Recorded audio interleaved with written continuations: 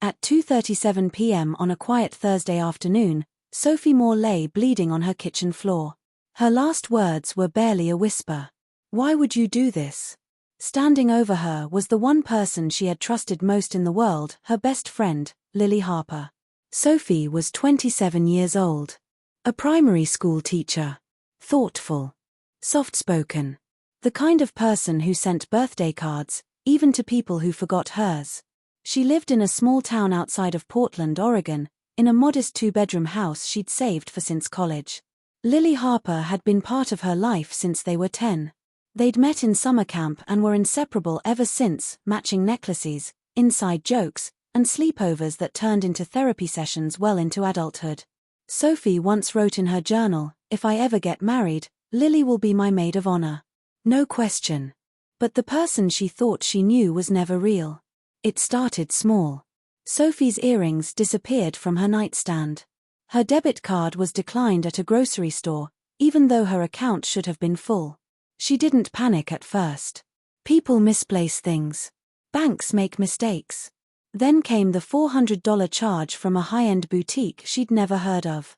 The delivery address? Lily's apartment. When confronted, Lily brushed it off with a laugh. "It was a mix-up," she said. "They must have grabbed your card info from a shared Wi-Fi or something. Don't be paranoid."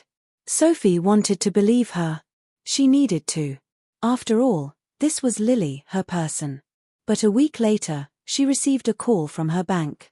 Someone had attempted to open a $15,000 personal loan in her name. The clerk became suspicious because the woman applying looked nervous and had no matching ID. The bank's security footage showed a woman wearing a long brown wig, oversized sunglasses, and Sophie's favorite denim jacket. Sophie went numb.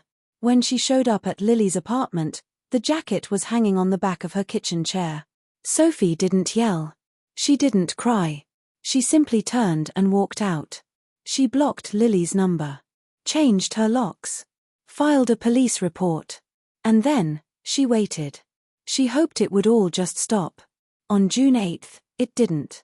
At exactly 2:12 p.m., Lily showed up at Sophie's doorstep, crying hysterically. She looked wrecked. No makeup, swollen eyes, clutching a crumpled letter. "I wrote everything down," she said. "Please just read it. I'm so sorry." Against every ounce of instinct, Sophie let her in.